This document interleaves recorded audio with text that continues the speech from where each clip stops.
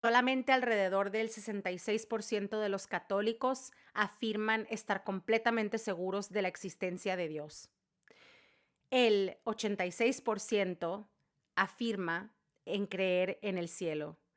El 68%, perdón, el 69% de los católicos cree que el pan y el vino son solo símbolos. No creen en la verdadera presencia de Jesucristo en la hostia y en el vino. El 69%, solamente el 69%, afirma creer en el infierno. Solamente el 23% de los católicos se confiesan una vez al año como lo requiere la iglesia. El 59% de los católicos cree que debería de ser legal en todos o en la mayoría de los casos el aborto. El 70% de los católicos apoya el matrimonio civil entre personas del mismo sexo. Más del 85% de los católicos considera moralmente aceptable el uso de anticonceptivos. Y cerca de un 40% de los católicos no asiste a misa todos los domingos. Y creo que la cifra es mucho más alta que esa. Estas son algunas de las estadísticas, no todas, pero algunas de las estadísticas alarmantes de la realidad de los católicos hoy en día.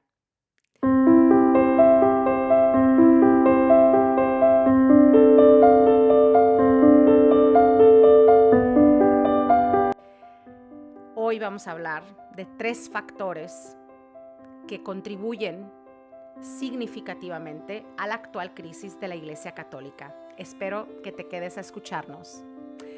Bienvenido, mi nombre es Gabriela, estás aquí en el canal de El Llamado de María Rosa Mística, canal que se empezó en el 2023. Bueno, las pláticas empezaron en el 2023, el canal se empezó solamente este año, pero en el 2023 como una respuesta a mi llamado a la conversión por María Rosa Mística en el santuario de ella misma aquí en Brescia, en Italia. Y bueno, bienvenido. Aquí nos reunimos cada 21 del mes. Esta vez vengo un poquito tarde porque era demasiada información y sinceramente era, digamos, mi premura presentarles algo que les sea útil. Entonces espero que te quedes.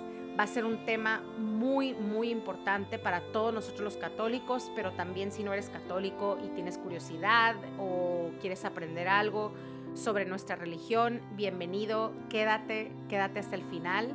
Y lo primero que te voy a pedir, por favor, es que me regales un like, que comentes, que te suscribas al canal. Vas a recibir única y exclusivamente un correo al mes, así que no es invasivo porque solamente nos vemos una vez al mes. Y te pido eso, que te suscribas, le pongas like, comentes y compartas el video si te fue útil y si crees que le vaya a servir a alguien o alguien necesite escuchar esta información. El objetivo de estos videos es única y exclusivamente educarnos en la fe. Y digo educarnos porque obviamente yo no hablo como una persona que sabe más que ustedes o una persona que ya la hizo o absolutamente no. Estoy aprendiendo junto con ustedes y ese es todo el objetivo de estos videos, es el simple hecho de querer remediar esta grande crisis de falta de educación en la fe en los católicos. Y yo me he dado cuenta en mi proceso de conversión y dialogando, conversando con muchísimos católicos, que la mayoría no sabemos ni en lo que creemos, no sabemos en lo que consiste nuestra religión y obviamente, por ende, no vivimos nuestra fe como debe de ser.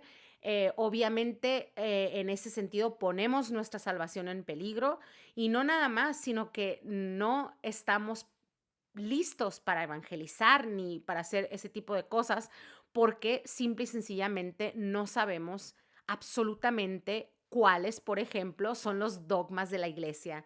O sea, yo al catalogarme católico, obviamente hay una lista de creencias en las que la iglesia me obliga a creer, no son, digamos, opcionales, no son cosas que yo puedo escoger o que puedo tener una posición como, por ejemplo, las revelaciones privadas, ¿no? Como las apariciones privadas o algunas situaciones de apariciones como la de Medugori, por ejemplo, ¿no?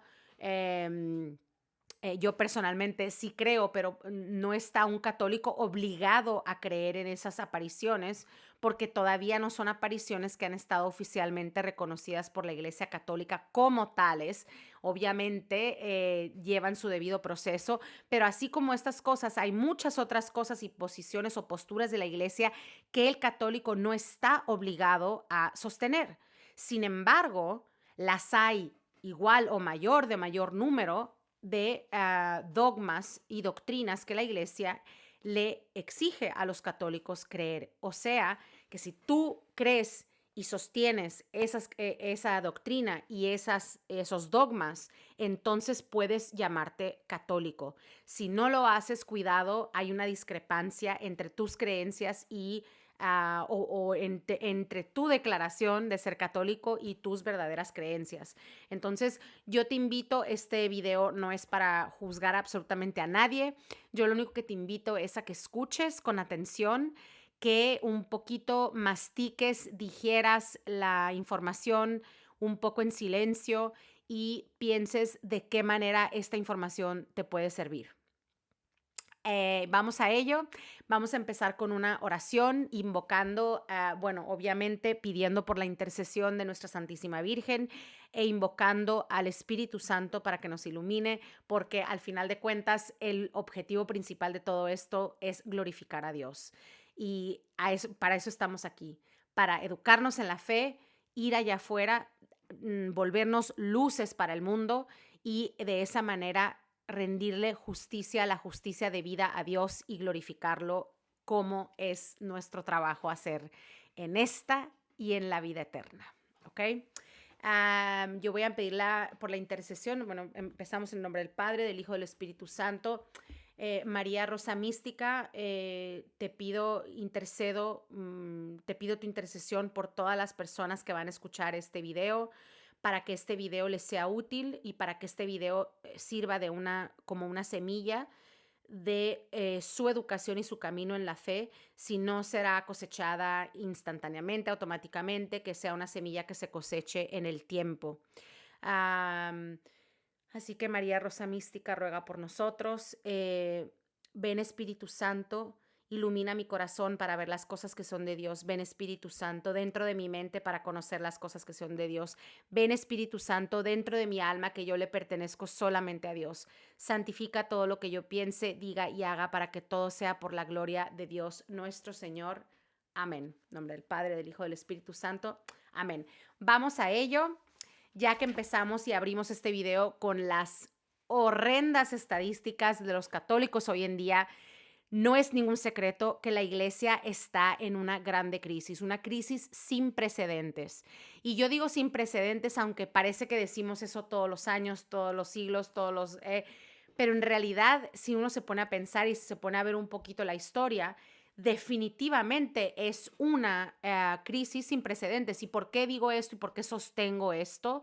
Porque si nos ponemos a pensar en el pasado, sobre todo en los primeros siglos antes del edicto de Milán de Constantino en el año 333, si no me equivoco, hubo una obvia persecución y evidente persecución de los cristianos durante 3 siglos. Y después llegó a esa libertad, y perdón, ya me acordé, era el 313, llegó esa libertad de la práctica de la religión, ¿no? Entonces, a través de los años, la iglesia fue sometida a interminables ataques, interminables críticas y cuestiones, Y si vemos toda a lo largo de la historia, ¿no? Yo no soy lamentablemente no soy una historiadora, aunque me encantaría saber más y por supuesto, obviamente, siempre le pido a Dios vida y salud para que me permita seguir nutriéndome de toda esta verdad radicada en nuestra iglesia y en nuestra tradición, ¿no? Pero de las cosas que me pueden venir a la mente en este momento, de cosas que ha pasado en la iglesia, por ejemplo, todo lo de la Inquisición, en la época medieval, ¿no? Si hablamos ya una época posterior a la liberación de la práctica de la religión cristiana, nos ponemos a ver en la época medieval todo digamos, lo que sucedió con la Inquisición, que obviamente yo no voy a decir y no me voy a poner aquí a decir que la iglesia es perfecta, porque obviamente está a manos, por lo menos aquí en la tierra, está en manos de seres humanos y por lo tanto van a haber imperfecciones, se van a cometer errores. Por supuesto que la iglesia ha cometido errores. Y también si a esas vamos, ¿qué religión, que alguien me la nombre, por favor, no ha cometido errores? Pero nosotros como católicos sabemos y creemos y sabemos que la religión católica está radicada en la única verdad, en Jesucristo. Entonces, sinceramente, si alguien me va a contar la historia, yo prefiero que me la cuenten los católicos. Entonces, volviendo a lo de la Inquisición, obviamente lo de la Inquisición no fue algo que no es como lo pintan, desgraciadamente, y hay varios libros que ustedes pueden leer al respecto. Pero bueno, la Inquisición, luego, por ejemplo, la separación de la iglesia a raíz bueno, por un lado, Enrique VIII queriendo, digamos, presionar al Papa para que le diera una dispensación para poderse divorciar de Catalina de Aragón y casarse con Ana Bolena.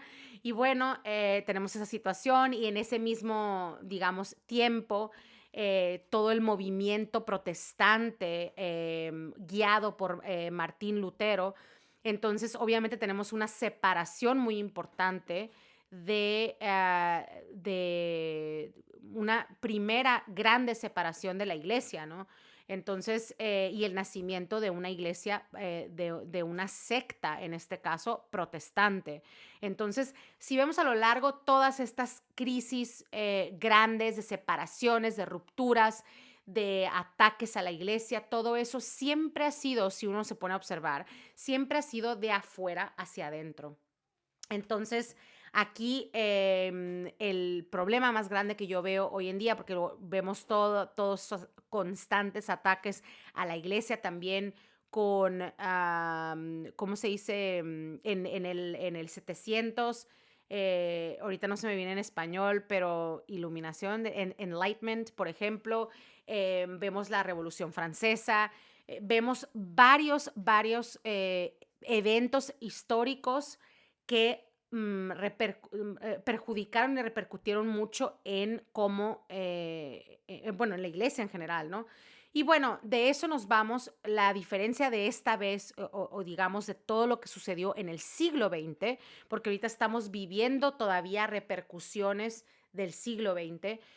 En el siglo XX vemos algo muy alarmante por primera vez y obviamente nadie está obligado a creer esto. Estas son cosas que yo, digamos, he llegado a creer por varias cosas que he leído, escuchado, varios testimonios, varios artículos, etcétera, de que tenemos pruebas evidentes de que ha habido una infiltración en la iglesia de la masonería.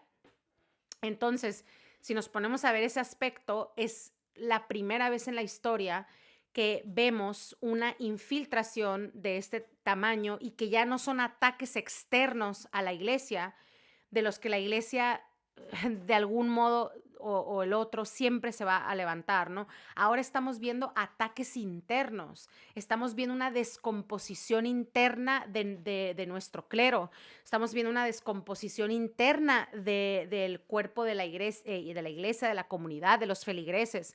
Estamos viendo una crisis realmente sin precedentes, porque vemos toda esta ruptura interna, que es obviamente mucho más alarmante que una ruptura externa. Y esto se dio, digamos que una de las semillas que se sembraron que lamentablemente dieron una, digamos, pauta. Yo no quiero decir que estoy en contra de esto, obviamente estoy hablando principios, si uno quisiera decir, del siglo XX, pero obviamente estoy hablando del Concilio Vaticano II. Yo no soy una persona que se opone al 100% al Concilio Vaticano II, obviamente lo reconozco como católica y todo, y no todo es malo, porque yo llegué a pensar eso en algún momento en mi vida, dije, bueno, todo lo que hicieron en el Concilio Vaticano II, si esos son los resultados, pues quiere decir que el Concilio Vaticano II fue malo, ¿no?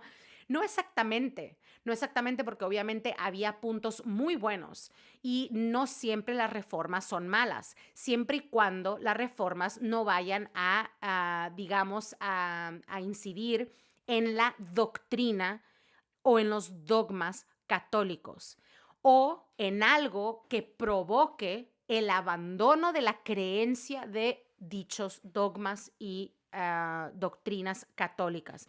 Ahí sí creo que es muy grave. Entonces, aunque no lo fue en muchos casos directamente, seguramente indirectamente, muchas de las cosas implementadas después del Concilio Vaticano II han tenido, digamos, repercusiones muy, muy, muy significativas en la iglesia y desgraciadamente las estadísticas nos dicen que no de la manera más positiva. Ahora, y esto es para toda la gente y todos los católicos que a veces oigo, que escucho decir, ¿no?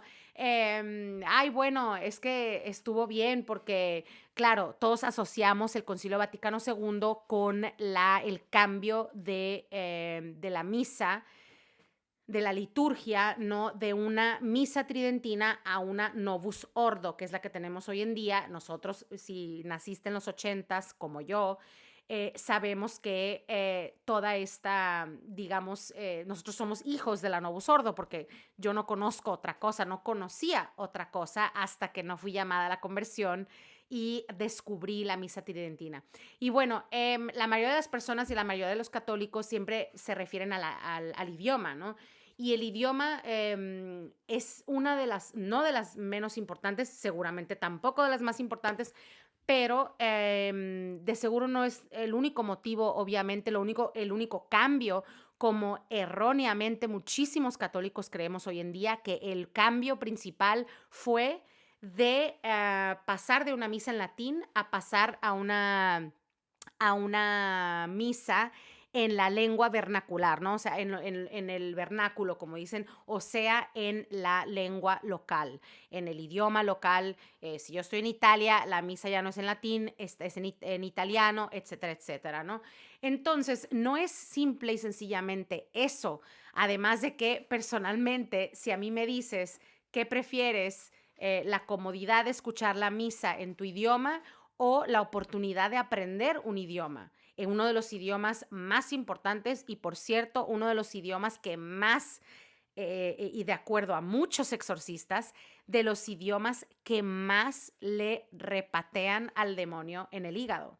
Entonces, si yo tengo la oportunidad de aprender un idioma que me va a ayudar y que me va a servir también de protección contra muchas de las acechanzas del demonio, entonces sign me up, como se dice en inglés, ¿no? O sea, yo quiero aprender ese idioma. A mí eso sí me da mucha tristeza que en lugar de buscar la manera en que más católicos pudieran aprender el latín, se optó por, bueno, todas las misas que sean en el idioma de cada quien, en la comodidad, como siempre, comodidad, comodidad. Y eso lo vamos a ver en el factor número 3, así que quédate aquí.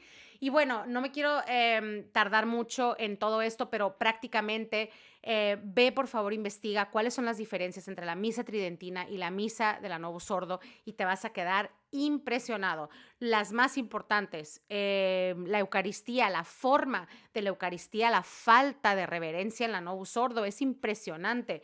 No que no haya, perdón, la menos reverencia, no que no haya reverencia, porque eso no es cierto, pero la menos reverencia comparado con la, digamos, intensidad de la reverencia en la tridentina.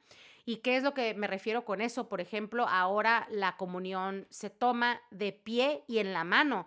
algo que se me hace sumamente una falta de respeto y de reverencia impresionantes a nuestro Señor Jesucristo, ¿no? Y aquí viene la estadística de los católicos, ¿no?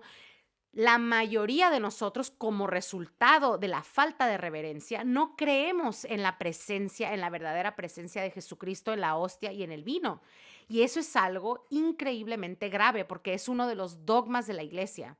Entonces, por eso podemos ver, no es que directamente ciertas cosas que se implementaron después del Concilio Vaticano II hayan sido digamos, motivos de herejía o de... No, no, no, no, no, no es tanto eso, sino que ese pequeño cambio hizo un efecto dominó de muchas otras cosas que nos llevaron más temprano que tarde, porque, o sea, no pasaron ni 100 años y ya estábamos ahí, más temprano que tarde nos llevaron a, al no creer que Jesucristo está presente en la hostia, que su cuerpo es la hostia y su sangre es el vino. Entonces es increíble. Y si para esto te invito a nuestro grandísimo San Carlo Acutis. Si eres una persona escéptica y no crees en este tipo de cosas, por favor ve a ver la exposición digital.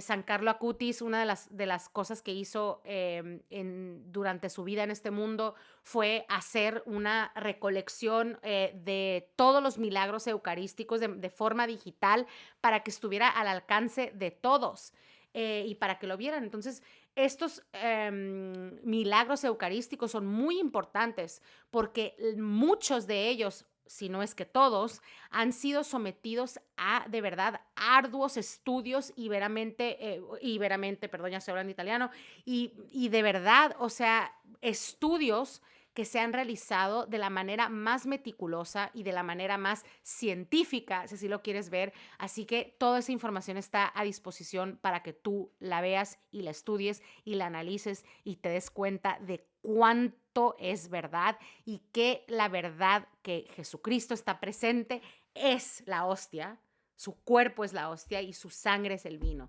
Así es, o el vino es su sangre y la hostia es su cuerpo.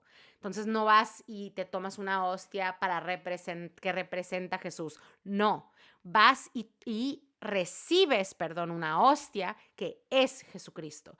Y este es el problema más grande que yo encuentro de la tridentina, la Novus Ordo, el hecho de que recibimos la comunión de pie, en la mano, en lugar de rodillas y en la boca como debe de ser, porque nosotros debemos de recibir la comunión, no tomar la comunión en nuestras manos. Ahora, la otra cosa es obviamente la vuelta del altar, en el sentido que ya el sacerdote no está de frente al altar como los feligreses, sino que ahora se voltea y da espaldas al tabernáculo para dirigirse a los feligreses y en este sentido poner a nuestros sacerdotes en una situación muy difícil, porque es muy difícil, de una autoconciencia muy fuerte, de una conciencia sobre la presencia de uno mismo muy fuerte. Entonces, ¿qué pasa? Que en la misa, obviamente, si yo tengo que dirigirme a los feligreses, tengo que hablarle a ellos, no, no puedo evitar estar consciente de mí mismo, de mi, a lo mejor en algunos casos, de mi vergüenza del público, de mi falta de poder hablar bien en público, de mi falta, de mi ego de querer ser simpático para los feligreses, de querer ser interesante, de querer, obviamente, y por un lado la intención no está tan mal, ¿no? Uno quiere hacer su trabajo bien, pero cuidado porque esto descentraliza a Jesucristo y pone al centro a los sacerdotes que no es de ellos la Eucaristía, no es, la misa no es por ellos, es oficiada por ellos, pero es para rendir gloria a Dios y nosotros recibir y para encarnar, digamos, el sacrificio más grande por definición. Para eso estamos en misa, para que no, para glorificar a Dios como un pedacito del paraíso en la tierra, porque a eso vamos a ir al paraíso, la visión beatífica. Búscalo si no sabes qué es la visión beatífica, de tener la dicha y el honor de contemplar a Dios, verlo directamente. Entonces, todo el objetivo de la misa es ese, estar en una perfecta comunión con Dios. Y obviamente esto se compromete con las distracciones introducidas después del Vaticano II. Y bueno, estas son una de las cosas, obviamente, que pusieron en crisis muchos aspectos de la iglesia, que desembocaron en la falta de creencia de muchos católicos en muchos de los dogmas y en muchas de las, digamos, partes de la misa, ¿no? Que es algo muy, muy grave. Ah, y bueno, yéndome hacia eso, vamos a un poquito visitar los últimos 20 años de papados, desde, por ejemplo, Benedicto XVI, el Papa Francisco, y cómo se dice, y ahora el actual Papa León XIV, aunque haya pasado únicamente un año y poquito del inicio de su papado. Pero bueno, entonces la crisis en la iglesia, ¿qué está pasando en la iglesia? Por ahí nos fuimos, ya les dije, el siglo XX, tantas cosas, la revolución sexual, de los 60, todo el movimiento, por ejemplo, estudiantil de los años 60, que trajo muchas repercusiones porque ya no era un simplemente ataque y un deseo de ateísmo, como se vio en los siglos pasados o en los años pasados, sino que aún peor, un relativismo. Y de hecho, uno de los libros que habla increíblemente bien de eso, empezando a hablar de los papados, que vamos a empezar, no quiero detenerme mucho, pero digamos que Papa Benedicto XVI, que al principio, sinceramente, a mí no me gustaba porque yo dije, ¿cómo uno juzga, no? Juzga al libro por su portada, como se dice en inglés, ¿no? Y yo lo veía y decía, Dios mío, este hombre con esta cara de pellizco o de, yo no sé, que está enojado con la vida, o dije, alemán, dije, qué cara de miedo, no sé, muy serio. Y sinceramente, y obviamente viniendo después de un papa tan amado y tan querido como Juan Pablo II, a pesar de todas las controversias, porque siempre la Iglesia Católica, la más grande y la verdadera, siempre va a tener, va a estar en todos los, ¿cómo se dice? En todos los periódicos y en todas las noticias, ¿no? Pero bueno, yo descubrí al Papa Benedicto XVI desgraciadamente un poco tarde, porque prácticamente en los últimos años, que ya ni siquiera era papa, sino era papa emeritus, y gracias a Dios me tocó estar en Roma en el momento en que él falleció, y, y pues me tocó ir a verlo a la Basílica de San Pedro, una cosa que no voy a olvidar jamás. Y la verdad es que me dio mucha tristeza haber perdido, y perdido lo digo entre comillas, porque nosotros lo perdimos con esa presencia física suya y todo, pero yo estoy segura que ahora puede hacer mucho más desde el cielo. Entonces, de verdad me dolió, me entristeció la pérdida de uno de los grandes teólogos que nos ha dado la Iglesia Católica, grandes teólogos, una persona sumamente inteligente, sumamente preparada. Y la verdad, para simplemente nombrarles alguna de las cosas que, si es que puedo poner mi, ¿cómo se dice? Mis apuntes, pero sí, aquí están. Por ejemplo, váyanse a ver, digamos, algunas de las aperturas litúrgicas, como por ejemplo, perdón, de algunos documentos, como es un motu proprio, el Summorum Pontificum, donde él le abre las puertas bueno, liberalizó el uso del misal romano de 1962, o sea, el perteneciente a la misa tridentina, para que se den idea y cuenta de cómo valorizaba él una cosa tan importante, legada a la absoluta reverencia, la liturgia y el rito, pues como sabemos y como creemos que le agrada más a Dios, ¿no? Sus cartas encíclicas como Deus Caritas Est, Pe Salvi, Caritas in Veritate, son documentos muy importantes. El Deus Caritas Est, pienso que para una sociedad, radicada también mucho en la promiscuidad. Es un documento que deberíamos de leer y yo lo quiero, me gusta pensar como si fuera un complemento a la teología del cuerpo de Juan Pablo II, que por cierto, si no sabes qué es, te recomiendo muchísimo que lo vayas a ver.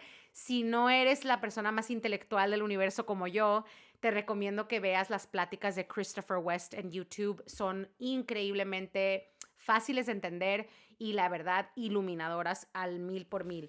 Y bueno, cerramos. Entonces, personalmente yo después del papado de Benedicto XVI y dándome cuenta, lamentablemente, y lo digo de todo corazón, dándome cuenta, lamentablemente, del papado controversial de Papa Francisco, la verdad es que sí extrañaba mucho, extrañé en ese momento el papado de Benedicto XVI, ¿no? Y bueno, no por decir, obviamente, no nos vamos a poner aquí a juzgar, porque para nada son vicarios de Cristo, todos, pese a lo que muchas personas crean, a lo que muchas sociedades o fraternidades afirmen, son los vicarios de Cristo. Estén o no bien, son los vicarios de Cristo. Y como tales, merecen la absoluta, ¿cómo se dice? Reverencia y respeto. Y bueno, luego pasamos al papado de Francisco y bueno, aquí les hablo un poquito de las últimas crisis que hemos visto en la iglesia, como por ejemplo la adoración o cómo se dice, el rito en donde se incluyeron las estatuas del Pachamama en el 2019. En San Pedro, o bueno, más bien la iglesia en particular era Santa María Intraspontina, pero eso fue algo muy, muy fuerte, porque obviamente estamos hablando de estatuillas que se incluyen en un rito católico. Es algo increíblemente grave. Y bueno, no nos vamos a meter, pero por ejemplo el camino sinodal de toda la conferencia episcopal alemana, de cómo están haciendo movimientos para que haya, para que se termine el celibato de los sacerdotes o por ejemplo que se ordenen las mujeres también y ese tipo de cosas más progresistas y la verdad ese término lo uso entre comillas o con pinzas porque no me gusta, porque para mí nada tiene de progresista, porque progresar es ir hacia adelante en el sentido constructivo y para mí nada tiene de progresista eso, pero bueno, es la manera en que en nuestra sociedad se le reconoce. Y por no hablar de la inclusividad de la comunidad LGBTQ, ya perdí la cuenta de todas las letras del abecedario que cada año le agregamos, pero esa comunidad, la inclusividad y ojo, porque también todo esto, o sea, aparte de todo eso, bueno, la declaración de fiducia supplicans, que fue algo súper controversial en el 2023, obviamente en el documento donde se permite darle una bendición no de unión formal de matrimonio o en la iglesia, faltaba más porque ahí sí ya sería algo escandalizante. Esto ya es escandalizante, pero eso sería algo olímpicamente escandalizante, ¿no?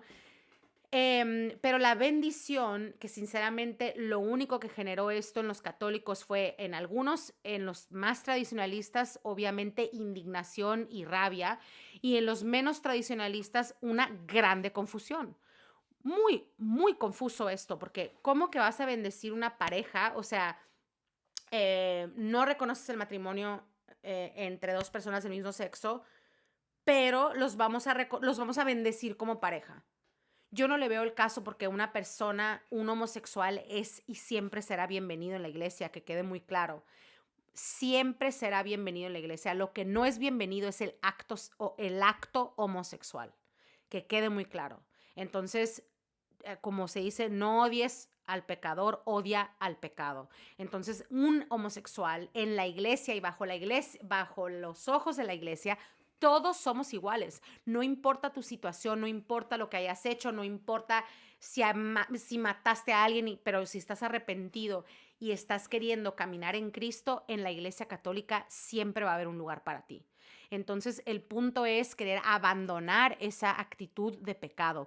Eso es lo que a la iglesia le importa, que no sean actos homosexuales. Entonces, pero bueno, este documento obviamente generó muchísima controversia, muchísima confusión. Y luego, por no hablar de, lamentablemente, la restricción de la misa tradicional en latín, o sea, la tridentina, en el documento Traditionis Custodes del 2021. Y la verdad, ese sí fue un golpe muy duro para toda la comunidad, que lamentablemente solamente en el 2021 descubrí la misa tridentina, y sinceramente aquí, porque no la tengo muy a la mano, está muy incómoda en el sentido de que dificultad con medios de transporte y todo, porque no tengo carro.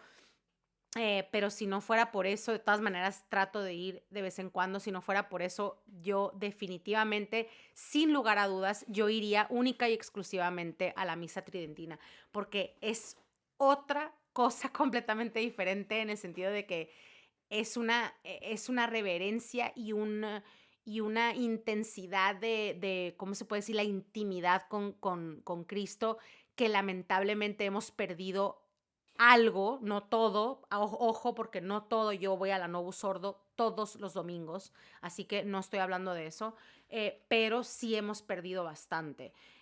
Obviamente la Novus Ordo sigue siendo una misa 1000% válida, 1000% oficial, 1000% católica. Entonces, que no quepa duda de eso. Y los invito a nuestros hermanos católicos que andan por ahí afirmando lo contrario. Por favor, esto es lo que crea también división, no nada más documentos como Traditionis Custodes, sino también digamos, un comportamiento soberbio de creer poseer la verdad ante Dios. Si Dios permite ciertas cosas, nosotros nos tenemos que confiar. Acuérdense de las profecías marianas, acuérdense de la promesa de Jesucristo, que la iglesia nunca va a morir.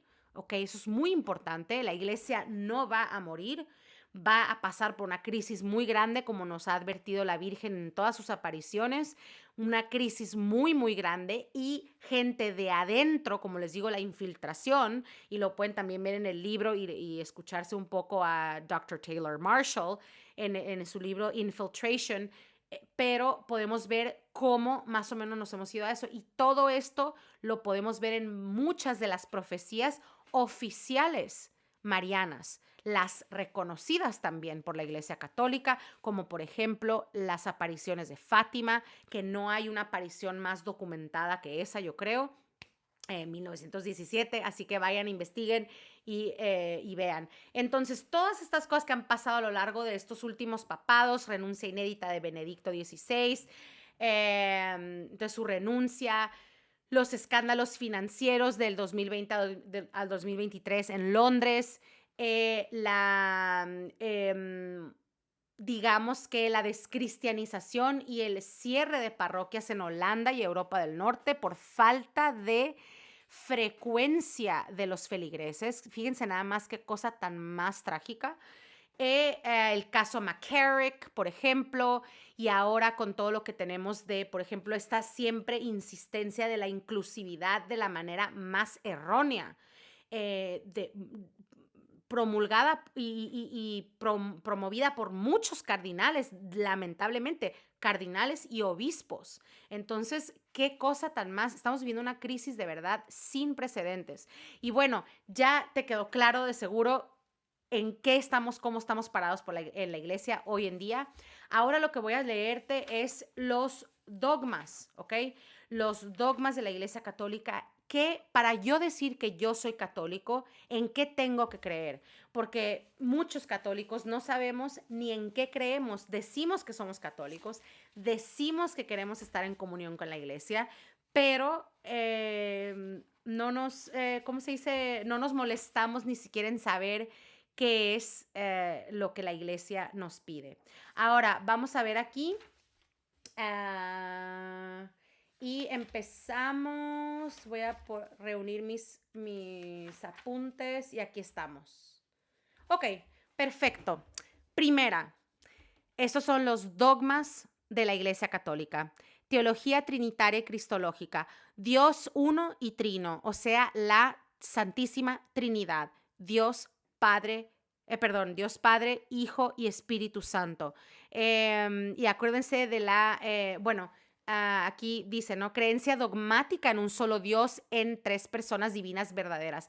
Por cierto, todo lo que estamos viendo aquí vienen por documentos oficiales de la Iglesia Católica, incluidos la Biblia, el Catecismo y el Código Canónico, ¿ok? Entonces, Jesucristo, verdadero Dios y verdadero hombre, misterio pascual y redención. Entonces, aquí la creencia en la encarnación del Hijo, todas estas son cosas que nosotros todos los domingos cuando vamos a misa después de la homilía, nosotros escuchamos y profesamos este credo. Si tú pones atención a todas las cosas, ¿cuántas veces te has frenado y has dicho, a ver, de verdad creo en un solo Dios? Porque luego hay gente que dice, bueno, el Dios de esa religión y el Dios de esa, y en creencia, ¿no? Yo digo, atención y ojo, porque no creemos en otros dioses. Es el Dios en el que cree esa persona, pero yo sé que únicamente hay un solo Dios. Y si no crees esto, entonces ahí hay una discrepancia. Misterio pascual y redención, creencia que en Jesucristo murió realmente por la salvación de la humanidad, resucitó al tercer día con cuerpo glorioso y ascendió a los cielos. Divinidad del Espíritu Santo, creencia en que el Espíritu Santo es Señor y dador de vida, que procede del Padre y del Hijo. Esta es la filioque, ¿ok? Muy, muy importante de considerar porque esto es lo que este detalle tan pequeño y tan grande al mismo tiempo es lo que nos separa de nuestros hermanos ortodoxos, ¿ok? Entonces, el dador de vida que procede del Padre y del Hijo y que es adorado y glorificado conjuntamente con ellos. También, no sé si sabías, pero hay 4 dogmas marianos que la Iglesia nos obliga a creer y a sostener. Maternidad divina, que es el Teotokos, que es María es verdaderamente la Madre de Dios por haber engendrado según la carne al Hijo de Dios, ¿ok? Y esto es número 2, perpetua virginidad. Muchísimos católicos no creemos que la Virgen fue siempre virgen, y de hecho el credo lo dice, es siempre virgen. Nunca dejó de ser virgen. Y claro, la mayoría de nuestras mentes promiscuas y de nuestras mentes sexualmente enfermas, y lo digo con toda sinceridad porque desde el siglo XX vivimos en un mundo siempre más promiscuo. Entonces, en nuestra perversión mental, no nos cabe la idea de que una persona pueda durar virgen toda su vida, estando casada, estando en familia, ¿no? Entonces, esto se nos hace una cosa increíble y aún así es verdad.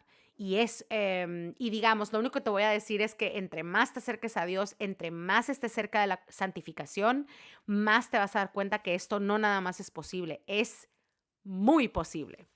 Entonces María fue virgen antes, durante y después del parto. Número 3, Inmaculada Concepción. María fue preservada inmune de toda mancha de pecado original desde el primer instante de su concepción por singular gracia de Dios. Obviamente Dios va a escoger a un alma 100% pura para engendrar a su hijo. De otra manera sería casi blasfemo. Entonces la Virgen Santísima aceptó y recibió esta gracia y ella estuvo siempre sin mancha, siempre sin el pecado original, libre de pecado. Número 4, asunción en cuerpo y alma. Al término de su vida terrenal, María fue asumida en cuerpo y alma a la gloria celestial. Esos son los dogmas marianos. Vamos a continuar con dogmas de la Iglesia y bueno, la teología sacramental, institución divina, creencia que los 7 sacramentos fueron instituidos directamente por Jesucristo y no son invención de la Iglesia. Eficacia ex opere operato, creencia en que los sacramentos confieren la gracia por el hecho mismo de que la acción es realizada en virtud de la obra redentora de Cristo. Ahí va muy importante de lo que hablamos antes, la transubstanciación, creencia dogmática de que en la Eucaristía la sustancia del pan y del vino se convierten entera y verdaderamente en el cuerpo, sangre, alma y divinidad de Jesucristo, permaneciendo solo los accidentes o apariencias físicas. Carácter sacramental, creencia de que el bautismo, la confirmación y el orden sacerdotal imprimen un sello espiritual e indeleble en el alma. Perdón de los pecados. Esto para el demonio es muy astuto y a veces nos quiere hacer creer, no, tú ya estás muy mal. De hecho, muchos suicidios vienen también por eso, ¿no? Tú ya estás muy mal, estás perdido. No hay alma que haya cometido un pecado tan grave, a menos que no sea el pecado contra el Espíritu Santo. Es el pecado de negar la misericordia de Dios, ¿ok? Pero no hay pecado grande lo suficiente o lo suficientemente grande para que tú no puedas obtener una conversión y una transformación y, digamos, el perdón de Dios. Indisolubilidad sacramental del matrimonio, creencia que en el matrimonio, en que el matrimonio ratificado y consumado entre bautizados constituye un vínculo ontológico indisoluble que ningún poder humano puede romper. Y acuérdense, a pesar de toda la corrupción que tenemos en la iglesia y de la facilidad que de hoy en día, comparado con el pasado, de las anulaciones, ojo, eso es punto y aparte. Las personas responsables de esto de seguro van a pagar las consecuencias. Pero yo lo que estoy diciendo es, en la iglesia no existe el divorcio y no me molesta mucho cuando escucho católicos o no católicos, perdón, que la anulación es el divorcio católico. No lo es. La anulación, como el nombre lo dice, es que eso no existió. Nunca fue un matrimonio, que es diferente. Nunca se dieron las circunstancias para que eso fuera un matrimonio. Entonces, ¿qué quiere decir? Por ejemplo, si yo me caso con mi novio, bueno, y le miento y le digo que soy libre y que soy virgen y que soy esto y que soy el otro, cuando resulta que estaba casada en otro país y tenía hijos o algo. Claro, el sacerdote y la parroquia en esa diócesis, y también por eso se hacen las publicaciones, ¿no? Pero si no hay manera de saberlo, obviamente en buena fe, el párroco y el obispo o quien esté ahí va a oficiar ese matrimonio con la buena fe en la verdad de los feligreses. Si esto resulta después no ser, entonces obviamente existe una anulación del matrimonio, o sea que nunca lo fue, nunca fue legítimo. Eclesiología y magisterio, origen divino y carácter único de la iglesia. Creencia en que la iglesia católica es la única iglesia fundada por Cristo, guiada por el Espíritu Santo y que en ella subsiste la plenitud de los medios de salvación. Primado petrino y sucesión apostólica, creencia de que el obispo de Roma, el Papa, es el sucesor de San Pedro, ostenta el primado de jurisdicción sobre toda la iglesia y es el vicario de Cristo y como tal, ya les dije, aunque yo no haya ido de acuerdo con muchas de las cosas que sucedieron en el papado de Papa Francisco, sigue y seguirá siempre siendo uno de los varios y muchos vicarios de Cristo. Y como tal, se le respeta, se le rinde reverencia porque eres nuestra autoridad. Y no nada más, sino que la obediencia es muy importante. Y esto lo digo porque lamentablemente en esta situación que se vio con la fraternidad de San Pío X, que de verdad es una situación muy lamentable, no me voy a meter mucho en eso, es muy lamentable y tenemos que rezar mucho por nuestros hermanos, mucho también por nuestra iglesia, porque también el Papa León XIV desgraciadamente no se mostró muy receptivo en muchos sentidos y también tomó decisiones que a uno pudieran hacerlo dudar algunas cosas, ¿no? Pero es el vicario de Cristo y yo no me voy a poner a discutir lo que el Papa León XIV estipule y lo que declare. Si él declara que la fraternidad de San Pío X está en cisma, entonces está en cisma. Punto. Yo no me voy a poner a cuestionar eso. Y hay grandes ejemplos, y lo digo por la fraternidad de San Pío X, hay grandes ejemplos de santos que también fueron puestos bajo pruebas muy duras, injusticias y corrupciones de la iglesia. Uno de ellos es San Pío, a quien se le prohibió oficiar misas y escuchar confesiones por más de 10 años. No me puedo imaginar lo difícil que debe haber sido para él, sabiendo perfectamente que él estaba en lo correcto y que Dios estaba de su lado y que el Papa estaba cometiendo un grave error. Pero él ni siquiera lo pronunció de su boca, ni siquiera dijo nada. Lo único que hizo fue agachó la cabeza y obedeció a sus superiores. Punto. Obedeció al vicario de Cristo. ¿Y qué fue lo que pasó? Dios lo hizo uno de los santos más grandes de la Iglesia Católica. Entonces, si no nos dejamos llevar por ese llamado a la virtud, ese llamado a la santidad, y vean de todo lo que nos perdemos, única y exclusivamente por el ego y la soberbia de que yo tengo la razón. Entonces, cuidado con eso. Entonces, ya tienen una buena idea de los dogmas de la iglesia. También está la escatología, la inmortalidad del alma y el juicio particular, la existencia del cielo, purgatorio y el infierno. Es alarmante la cantidad de católicos que no creen en el purgatorio y no creen en el infierno, y peor aún, no creen en la existencia del mal y de Satanás. Y eso es algo súper grave, y una de las cosas más astutas que ha hecho el demonio en los últimos años es hacerle creer a la gente que no existe, porque obviamente si no existe, entonces no tienes por qué protegerte de él, porque no existe. Cuando es ahí donde él ataca con más fuerza, porque tú ni en cuenta. Estás haciendo cosas que te estás entregando, o estás abriendo portales o cosas, abriéndole las puertas, las ventanas al demonio sin darte cuenta, y como no existe en tu cabeza, pues obviamente no vas a buscar nunca el remedio para esas cosas. Entonces es muy, muy, muy importante eso. Resurrección de la carne y el juicio final. También la antropología teológica, perdón, no me voy a frenar en todos porque si no sería un video demasiado largo. Antropología teológica y antropología moral, creación y pecado original. El hombre fue creado a imagen y semejanza de Dios, ¿ok? Y cayó mediante el pecado originante de los primeros padres. Santidad ontológica de la vida humana. La vida humana es santificada. Crean, toda la vida humana posee un valor ontológico sagrado e intrínseco desde el momento de la concepción hasta la muerte natural. Por eso la iglesia tiene una posición muy determinante en contra del aborto, de cualquier tipo de aborto, de cualquier tipo de interrupción del embarazo, de cualquier tipo de interrupción de la vida prematura, ya sea por eutanasia, por suicidio, que prácticamente la eutanasia es un suicidio asistido, y obviamente sin lugar a dudas el homicidio.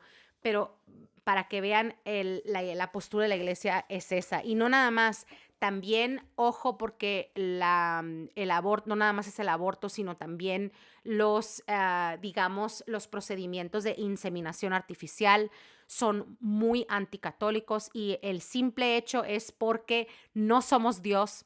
No nos corresponde decir cuándo va a venir una vida a este mundo. Si Dios nos da la gracia de ser padres, qué bueno. Y se los dice una persona que siempre quiso hijos y no los ha podido obtener. Es aceptar por la cruz que Dios nos dio, y aceptarlo con humildad. No somos nadie para incidir en la existencia y en la creación de embriones y de hijos, ¿no? O sea, se me hace algo escandalizante. Y bueno, obviamente hablo también del in vitro. ¿Y por qué? Porque es anticatólico, porque ¿saben cuántos embrios, cuántas concepciones, para decirlo de manera un poquito más provocativa, cuántas concepciones no se descartan para que una llegue a completo fruto, o sea, a nacer, para que una llegue al nacimiento? Es una cosa impresionante, una cosa muy lamentable, la cantidad de almas que deben de morir para que viva una sola, y esto haciéndolo a propósito, o sea, sabiendo, ¿no? Entonces, eso no.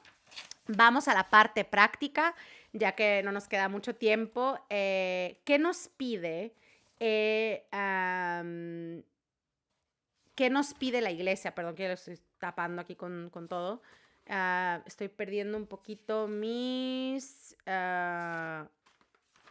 aquí está. No sé si se me... perdón, se me pasó... bueno, no, los preceptos, los mandamientos de la iglesia, participar en la Santa Misa, confesar, pero bueno, eso ya viene parte de la práctica. Entonces, a nivel práctico, ¿qué es lo que lo que nos pide? Ahorita vimos a nivel creencia, ¿no? ¿Qué es lo que nos pide la iglesia? Ahora, a nivel práctico, ¿qué son las cosas que yo como católico debo de hacer? No es una opción. Todo esto que estamos hablando hoy no es opcional. Entonces, los 5 preceptos de la iglesia: asistencia a misa de los domingos y fiestas de guardar. No existe eso de que, ay, me dio flojera y no fui a misa. Es un pecado mortal, querido o querida. Entonces tienes que ir a confesarlo y tiene que pasar por el debido proceso de la reconciliación, el sacramento de la reconciliación. ¿Qué quiere decir esto? Arrepentimiento, confesión y reparación de los pecados. La penitencia y la reparación. No es como que, ya me confesé, bye bye, estoy, no. Hay que reparar. Si yo le robé 20 euros a alguien, se los tengo que devolver. O de alguna manera tengo que reparar ese pecado y hacer penitencia y, digamos, ofrecer sacrificios, ¿no?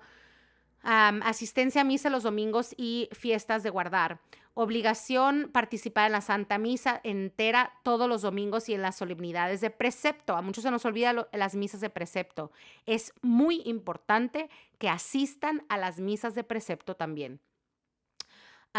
Todo eso se publica siempre, cada año, el calendario litúrgico y todo está en el Vaticano y en varios sitios católicos. Confesión anual. Esto, fíjense, San Pío nos recomendaba confesarnos una vez a la semana. Yo es lo que trato de hacer, no siempre, por lo general es un promedio de 2 veces al mes. Trato, a veces sí se me pasa un mes, pero ya si se me pasa más de un mes ya me siento muy, muy, muy mal. Entonces, este es el requisito mínimo, pero yo te sugiero que vayas a la confesión lo más que puedas porque es mucho más fuerte que un exorcismo. Así que es una cosa como renaces cada vez que vas a la confesión y no nada más. Eso es lo que te permite acceder a la Eucaristía. Así que si eres uno de los católicos que está yendo sin confesarse a comulgar, estás cometiendo uno de los sacrilegios más grandes que hay. Entonces, por favor, detente, no vayas, si no tienes manera de confesarte bien todos tus pecados con un sacerdote antes del próximo domingo, la próxima vez que vayas a misa, por favor no comulgues. Háblalo primero con un sacerdote, enfréntate con un sacerdote y tienes que confesar todos tus pecados antes de que vayas a comulgar. Comunión pascual, recibir el sacramento de la Eucaristía una vez al año, mínimo una vez al año y obviamente en el tiempo pascual. Ayunar y abstenerse de comer carne. ¿Cuánta gente no le huye a eso? Entonces, es alarmante eso, ¿no? O sea, ya no hay sacrificio y es lo que vamos a hablar en el tercer factor, que lo vamos a poner en otro video porque si no es mucha información. Obligaciones prácticas de Estado y sacramental. Sostenimiento material de la iglesia. Cuidado, porque aquí aportar económicamente o con bienes materiales al sostenimiento del culto, las obras de caridad y los ministros de la iglesia según la capacidad y posibilidades de cada fiel. Entonces, es una obligación, no es la limosna que se me ocurrió dar y bueno, a ver si la doy. No, no, no, no. Es una obligación moral y espiritual que nosotros tenemos con nuestra iglesia. Bautismo de los hijos es una obligación, no es opcional. Y si tus hijos no están bautizados, eso dice mucho del estado en el que estás con tu religión. Los padres católicos están obligados a procurar que sus hijos sean bautizados en las primeras semanas de vida. Hay gente que me impresiona que dice, voy a esperar al año para que todo siempre por conveniencia. Querido, querida mía, es que no tengo dinero, no importa. Hazle la pura misa y la fiesta se la harás en otra ocasión, ¿ok? O haz lo que puedas, sé humilde y acepta lo que Dios te está dando en ese momento y no pongas digamos, los bienes materiales antes que una bendición fundamental de Dios de ese niño. Entonces, definitivamente, yo sinceramente no tengo hijos, pero si hubiera tenido hijos, casi, casi los bautizo en el mismo hospital. O sea, antes de que salgan ahí a la calle, los bautizaría. Entonces, ya la de fiesta se podrá hacer cuando te dé la gana. Educación de los hijos en la fe, obligación formar a los hijos en la doctrina católica, inscribirlos en la catequesis y velar por su vida sacramental. ¿Cuántos papás no hacen esto? ¡Qué grave! No inculcan la fe y es más, todavía peor, hay muchos padres de familia que ellos viven la fe de una manera fervorosa, rezando rosarios, yendo a escuelas de teología y todo, pero no le inculcan absolutamente nada a sus hijos. Eso se me hace una contradicción de las más grandes, porque como padre, sobre todo el padre de familia que vela por el bien de todo el núcleo familiar, tiene por obligación llevar a sus hijos a la santificación y a su esposa, igual la esposa al esposo, tiene la obligación de santificarlo. Y la forma canónica del matrimonio, un católico que desea contraer matrimonio está obligado a hacerlo según la forma canónica. El matrimonio únicamente civil no es válido para un católico. Si tú te casaste por el civil y te fuiste a vivir con tu esposa civil, se consumó ese matrimonio, estás desgraciadamente cometiendo fornicación, el pecado de la fornicación. ¿Por qué? Porque no estás casado en la iglesia. Entonces no deberías de estarle dando tu cuerpo a tu esposo o a tu esposa. No te corresponde. Entonces, es muy importante que sepamos las graves repercusiones de todo esto, ¿no? Porque ya empezaste mal, ya empezaste una unión mal. Entonces, es importante saber que si es por el civil nada más y se consumó el matrimonio, entonces estamos hablando de fornicación. Obligaciones morales de acción y omisión, vida e integridad física. Obviamente, bueno, esto ya lo hablamos en la prohibición del aborto, pero obviamente aquí habla de la parte práctica, o sea que no puedes participar, no puedes someterte a un aborto, no puedes participar en un aborto, no puedes alentar a alguien a que a que realice un aborto. Y mucho menos decirle a una persona que cometió el gravísimo pecado del aborto, decirle, ay, bueno, ok, pues yo no te juzgo.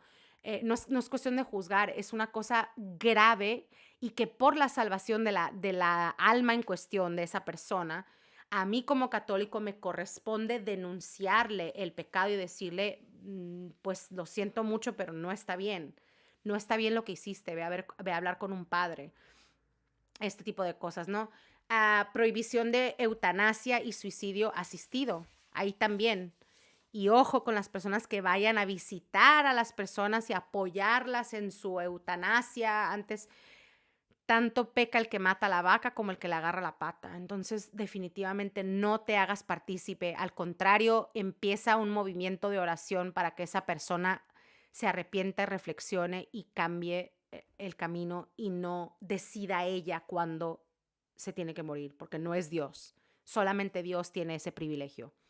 La sexualidad y el matrimonio, obviamente los solteros abstenerse por completo de toda actividad sexual, fornicación, masturbación, actos homosexuales y peor aún pedófilos, porque lamentablemente vivimos en un mundo tan enfermo que hay que mencionar incluso eso. Casados, guardar fidelidad absoluta a la pareja y abstenerse del uso de métodos anticonceptivos artificiales o de la esterilización directa en los actos conyugales. ¿Cuánta gente, y no escucho yo parientes diciéndole a otros parientes, ya, opérate si ya no quieres tener hijos? En primer lugar, no es de que si yo quiero tener hijos, es con cuántos hijos Dios me bendijo. Y si de plano no quiero tener hijos, pues entonces, querido, hay una manera... ya hay una manera de no hacerlo, de que estés seguro de que no va a pasar. Y hay periodos así, hay rachas así, a lo mejor tienes que esperarte un tiempo, son sacrificios y sinceramente el que me diga, no puedo, no puedo, no puedo estar sin eso, sin el sexo, no puedo, no puedo, pues entonces ahí estás descubriendo otra verdad sobre ti, que es un apego o sea, un pecado, un apego a una cosa que no es para tu beneficio. Entonces, el apego a todas estas, digamos, si yo tengo apegos, quiere decir que no soy libre para entregarme a Dios completamente. Entonces, fidelidad y convivencia. Los cónyuges tienen el deber práctico de mantener la convivencia conyugal y la fidelidad mutua. No existe eso de que, bueno, nos casamos, pero yo me voy a vivir a China y tú te vas a vivir a África. No. La unión. La unión es súper importante en el matrimonio. Bueno, en este caso la unión sexual también, es la única diferencia entre eso y una amistad. Entonces tienes que estar con tu esposo o tu esposa. Y la fidelidad mutua definitivamente, justicia y verdad, restitución. Si algo se ha robado, tiene que ser reparado o defraudado o dañado, obviamente tiene que ser remediado, reparado. Reparación de la fama, si se ha calumniado o difamado a alguien y cómo existe esto hasta en las mejores familias y de las maneras más insignificantes, porque incluso hablar mal de alguien ya estás haciendo algo, estás calumniando y estás diciendo algo, cuando inventas algo, es un pecado de los más graves contra la caridad y hay que repararlo. Deber de misión y evangelización. Muchos de los católicos nos hacemos tontos en este caso, pero estamos obligados, no es una opción, estamos obligados a el testimonio y el apostolado. Todo fiel católico en virtud del bautismo y la confirmación tiene el deber de dar testimonio de Cristo y colaborar activamente en la misión evangelizadora de la iglesia en su entorno cotidiano. Y con esto terminamos con los dogmas, una gran parte de la doctrina católica, lo que estamos obligados a creer, lo que estamos obligados a practicar. Y es muy importante que tomes conciencia de todo esto, porque si tú te llamas católico, pero tú no adhieres a muchísimas de estos puntos, entonces ahí hay una discrepancia. Obviamente no vamos a juzgar, no te voy a juzgar. Yo no soy nadie para juzgarte porque yo tengo mis propios problemas y pecados que rectificar y remediar. Simplemente lo que hago es te invito a que reflexiones. No es un pecado grave tener dudas. O sea, obviamente a veces es triste porque no deberíamos de tener dudas, pero también es verdad que la educación en la fe también está en crisis en la Iglesia Católica. No hemos sido adecuadamente preparados en la educación en la fe. Y lo digo como una persona que fue al catecismo, como una persona que fue a las pláticas, el curso matrimonial, que por cierto en Italia dura un año académico, no un fin de semana de un retiro espiritual. ¿Qué es eso? O sea, son cosas, conocimientos que se tienen que adquirir a medida de que vayamos asimilándolos. Entonces, lo que te invito a hacer es que reflexiones y que te preguntes, ¿por qué no creo en esto? ¿O qué hay de este concepto que no me cuadra? Y ve a hablar con un sacerdote, investiga, léete el catecismo, ¿cómo se dice? La ley canónica, léete, hay muchísimos libros de los que nos valemos los católicos, la Biblia. Creo que por aquí tengo, ya lo veremos en el siguiente, pero bueno, los documentos de los que nos valemos, los mandamientos, todo. Ve a averiguar y de verdad busca a todo tipo de figuras católicas, sacerdotes, religiosas, gente formada, teólogos, no sé, apologistas, no sé cómo se dice en español, pero apologists. O sea, busca a las personas, las figuras que te puedan ayudar a aclarar tus dudas y realmente tómate el tiempo, porque ¿qué crees? Nadie de nosotros le estamos dando el tiempo y la importancia, y esta vida es pasajera. Esta vida, lo más importante de todo es vivirla centrada en Jesucristo. Si nuestra vida no está siendo vivida centrada en Jesucristo, entonces nos estamos equivocando, pero como se dice en italiano, di brutto, mucho. Así que te invito a que hagas tus investigaciones, no abandones una iglesia sin ni siquiera saber de qué va la iglesia. No abandones una iglesia porque te sientes que alguien te está apuntando con el dedo. No se trata de juicio, se trata de la verdadera mortificación, de la salvación de tu alma. Entonces, por eso la iglesia pone todas estas doctrinas y todos estos dogmas a seguir, porque es única y exclusivamente por nuestro bien y por nuestra salvación y para glorificar a Dios nuestro Santo Padre. Espero que esto te haya sido útil, que hayas aprendido algo nuevo. Te pido por favor que le des like, que comentes, que te suscribas y que compartas este video y para poder seguir educando a los más católicos posibles, porque la iglesia necesita guerreros fuertes, necesita católicos con agallas, necesita católicos verdaderos y, digamos, sólidos en la fe. Eso es lo que necesitamos porque se vienen tiempos, ya estamos, pero se vienen tiempos todavía más duros y de más crisis y hay que estar debidamente preparados. Los dejo con un pensamiento positivo. Acuérdense, el triunfo es de la iglesia al final. La iglesia no se va a caer, se va a quedar de pie, así se quede con un católico, pero se va a quedar de pie, no se va a destruir. Y la otra cosa es que nunca antes había habido tantas conversiones como, por ejemplo, en el 2025 a la religión católica y no nada más conversiones al tradicionalismo católico. Y la asistencia y el interés en las misas como la tridentina nunca habían sido tan altos. Así que hay mucho de qué alegrarse, pero igual hay mucho por lo que trabajar y sacrificarse. Que Dios me los bendiga. Nos vemos a la próxima con el próximo video que van a ser la parte muy importante también, es la parte de la sociedad individualista, secular, que nos ha empujado a todo esto y el problema más grande que reúne todos estos problemas adentro. Y vamos a hablar de eso en el próximo video junto a algunas estrategias que tú puedes aplicar en tu vida para ser mejor católico. De nuevo, gracias, que Dios te bendiga. Vive, por favor, y sigue y camina en Cristo, que eso es lo único que me interesa de ti, es lo único que quiero de ti, de este video, que camines en Cristo. A la próxima.